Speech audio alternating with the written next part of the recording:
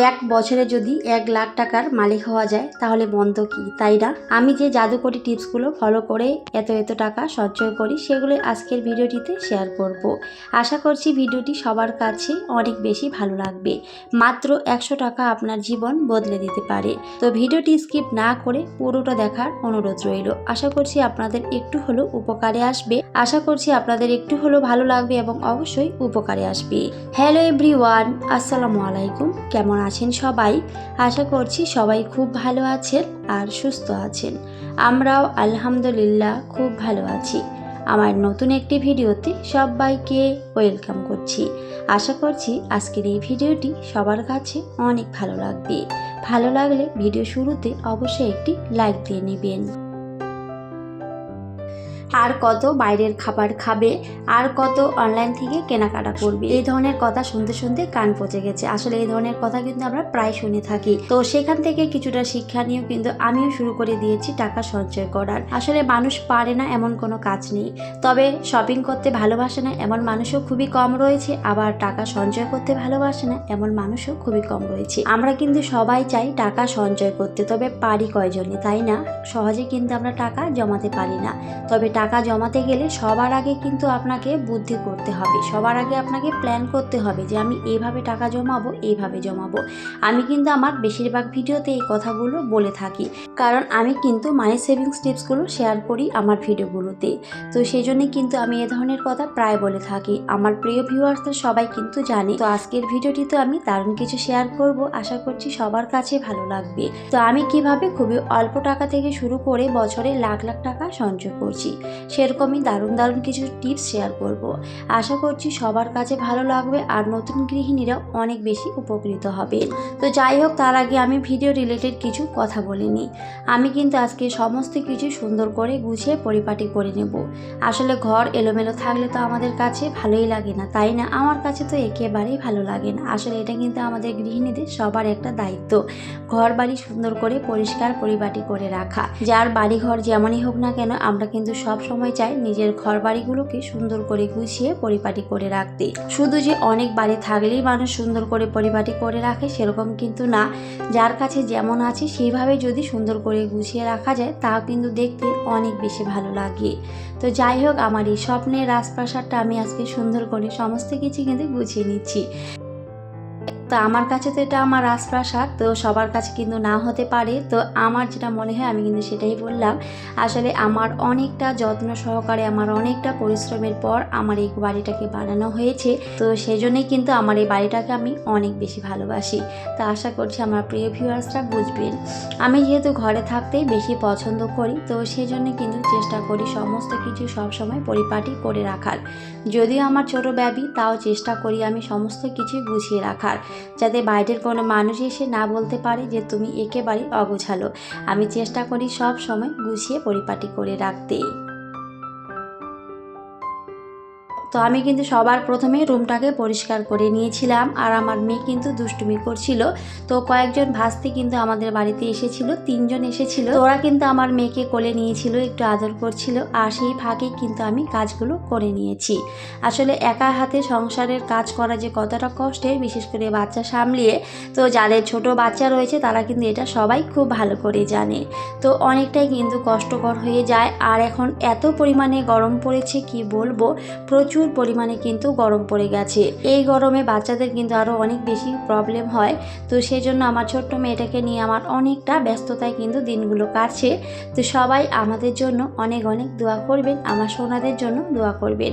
তো আমার ছেলের কিন্তু পরীক্ষা এখন শেষ হয়ে গেছে, তো সেই জন্য একটু হলেও আমি রিল্যাক্সে আছি। কারণ ওর পরীক্ষা থাকলে আমার অনেক টেনশন হয়, কারণ এখন কিন্তু ওকে আমি খুব একটা বেশি সময় দিতে পারি না। আমার ছোট্ট মেয়েটাকে সময় দিতে গিয়ে ওকে কিন্তু খুব একটা সময় দেওয়াই হয় না। তো সেজন্য নিজে যতটুকু পড়ছে সেইভাবে কিন্তু পরীক্ষাগুলো দিচ্ছে। তো জানি না কেমন হয়েছে, সবাই আমার সোনাটার জন্য দোয়া করবেন যেন রেজাল্টটা খুবই ভালো হয়। তো যাই হোক, তারপরে কিন্তু এদিকে আমি আমার সংসারের কাজগুলো করে নিচ্ছিলাম। তো ওই যে ভাস্তিগুলো ছিল ওরা কিন্তু আমার মেয়েকে নিয়ে ওই ঘরে খেলা করছিল, আর এই ফাঁকে কিন্তু আমি এদিকের কাজগুলো করে নিচ্ছিলাম। কারণ প্রত্যেকটা জায়গায় এত পরিমাণে ধুলো পড়ে গিয়েছিল কি বলবো, এত পরিমাণে ধুলোবালি পড়ে। বিশেষ করে এই যে বাজারে বাড়ি থাকলে সত্যি অনেক সমস্যা হয়, যেহেতু বাজারের সামনেই বাড়িটা। তো বাজারের সমস্ত নোংরা ধুলোবালি সব চলে আসে আমার আমার ঘরে। তো দেখতেই পেয়েছেন কত পরিমাণে ধুলোবালি, তো সত্যি অনেক নোংরা ছিল। তো আমি কিন্তু সমস্ত কিছুই ভালো করে পরিষ্কার করে নিয়েছি। তো সব কিছু তো আর ক্যামেরায় দেখানো সম্ভব হয় না, কিছুটা অফ ক্যামেরাতেও করেছিলাম, আর তারপরে যতটুকু পেরেছি অন ক্যামেরায় করেছি। তো সমস্ত কিছু কিন্তু আমি পরিষ্কার করে নিচ্ছিলাম। একটা সংসারে অনেক কাজ থাকে, আর তার মধ্যে তো সংসারে প্রচুর দায়িত্ব থাকে আমাদের গৃহিণীদের। কিভাবে একটা সংসারে চললে আমরা ভালো থাকতে পারবো, কিভাবে একটা টাকা সঞ্চয় করতে পারবো, কিভাবে একটু হলেও সন্তানদেরকে মানুষের মতো মানুষ করতে পারবো, তাদের ভবিষ্যৎ গড়ে তুলতে পারবো, এই চিন্তাগুলো কিন্তু আমাদের প্রতিনিয়ত মাথায় থাকে, আর সেইভাবেই কিন্তু আমাদের চলতে হয়। বিশেষ করে মধ্যবিত্ত সংসারে আমাদের অনেক দায়িত্ব থাকে, আর অনেকটা হিসেব করে আমাদের চলতে হয়। জীবনে অনেক শখ থাকে, সেগুলো কিন্তু চাইলেও আমরা সব সময় পূরণ করতে পারি না। অনেক শখকে আত্মত্যাগ করতে হয়, বিসর্জন দিয়ে তারপরে কিন্তু আমাদের চলতে হয়, তারপরে কিন্তু সংসারের জন্য সমস্ত কিছু করতে হয়। এরই নাম কিন্তু মধ্যবিত্ত। আসলে মধ্যবিত্তদের কষ্ট কেউ বোঝে না, গরিব মানুষদের কষ্ট কিন্তু সবাই বোঝে, কিন্তু মধ্যবিত্তদের কষ্ট সত্যি কেউ বোঝে না। তো যাই হোক, যেভাবে আছি আলহামদুলিল্লাহ অনেক ভালো আছি।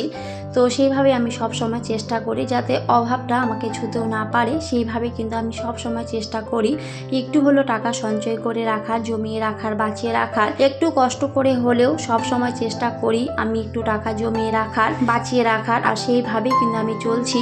কারণ টাকা জমিয়ে রাখাটা অনেক বেশি দরকার। কারণ আমি বিপদে পড়ে বুঝেছিলাম যে জীবনে টাকার গুরুত্ব কতটা।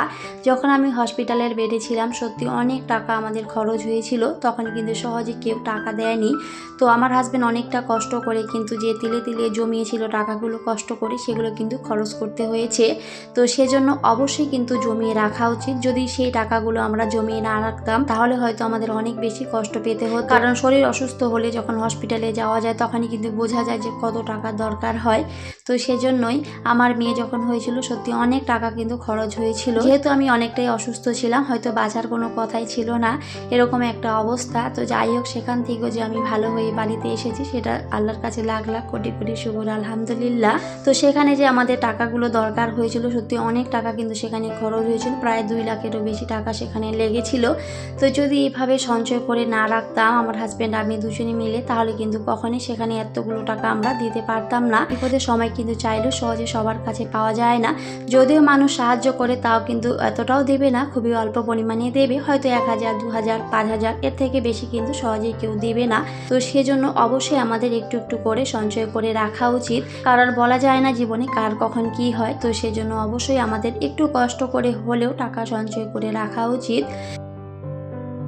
আর আমি কিন্তু এমনিতেও প্রত্যেক দিন আমি 100 টাকা করে আলাদাভাবে জমিয়ে রাখি, ওটা কিন্তু ব্যাংকে রাখি।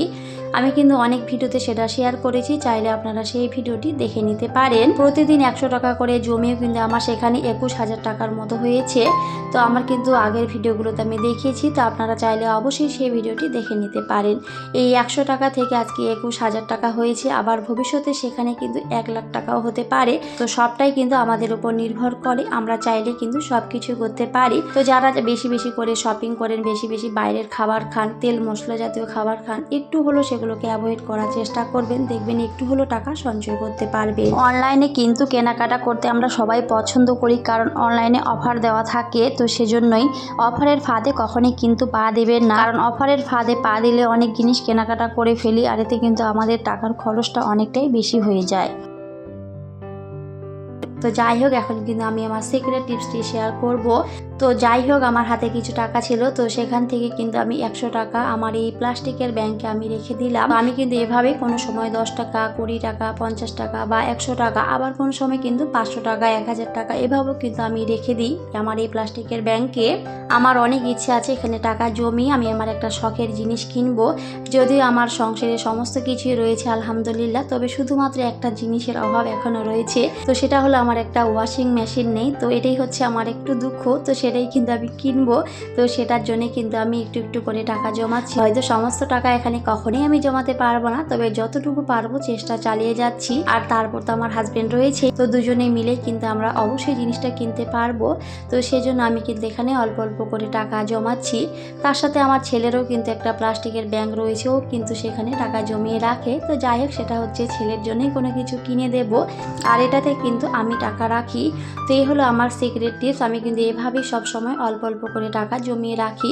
এই 100 টাকা থেকে কিন্তু একটা সময় 1 লাখ টাকাও হতে পারে। আমরা কিন্তু অনেক সময় অল্প টাকাকে মূল্য দিতে চাই না। আসলে এই অল্প থেকেই কিন্তু জীবনের গল্পটা শুরু হয়, আর এই অল্প থেকেই কিন্তু জীবনে একটা সময় অনেক বড় কিছু হয়ে যায়। এটা কিন্তু আমরা কম বেশি সবাই জানি, তবে এটাকে কেউ মানতে চাই না। এই ছোট ছোট সঞ্চয় থেকে কিন্তু জীবনে বড় কিছু করা সম্ভব। আজকে আমার সংসারে আমি যা কিছু করেছি এভাবেই কিন্তু করেছি, একবারে কিন্তু কখনোই সম্ভব হয়নি। তো আপনারাও চাইলে এভাবে শুরু করতে পারেন, দেখবেন একটা সময় অনেক কিছু করতে পারবেন। কারণ জীবনে টাকার গুরুত্ব অনেক। টাকা থাকলে কিন্তু আপনাকে সবাই অনেক ভালোবাসবে, অনেক সম্মান করবে। আর টাকা ছাড়া কিন্তু জীবনের কোনো মূল্য নেই, এটা কিন্তু আমরা সবাই জানি। অনেক কাছের মানুষজনগুলো কিন্তু তখন দূরে চলে যায়, পর হয়ে যায়, আর এটা কিন্তু সত্যি।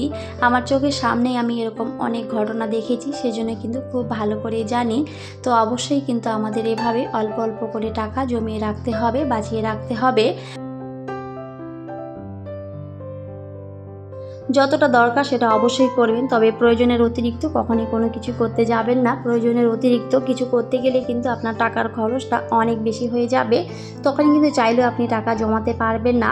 প্রতিদিন 100 টাকা জমানো কিন্তু অনেকটাই কষ্টকর আমাদের মতো মধ্যবিত্ত সংসারে। তো সেজন্য আপনাকে অনেক বেশি পরিশ্রম করতে হবে। পরিশ্রম করলে সব কিছুই সম্ভব, আর পরিশ্রম না করলে জীবনে কোনো কিছুই সম্ভব নয়। তো সেজন্য আমাদের চেষ্টা চালিয়ে যেতে হবে, একটু একটু করে সঞ্চয় করতে হবে, তাহলে কিন্তু জীবনে সব কিছু করতে পারবেন। তা না হলে কিন্তু কোনো কিছুই পারবেন না। আমি কিন্তু আবার বেশিরভাগ ভিডিওতে এই কথাগুলি বলে থাকি।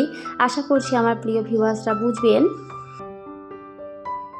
যাই হোক, এদিকে অনেক কথা বলেছি, আর আমি কিন্তু আমার সংসারের এদিকে অনেকগুলো কাজ করে নিয়েছিলাম। ঘরগুলোকে সুন্দর করে গুছিয়ে নিয়েছি, তারপরে কিন্তু আমার মেয়ের কাজগুলো করেছিলাম।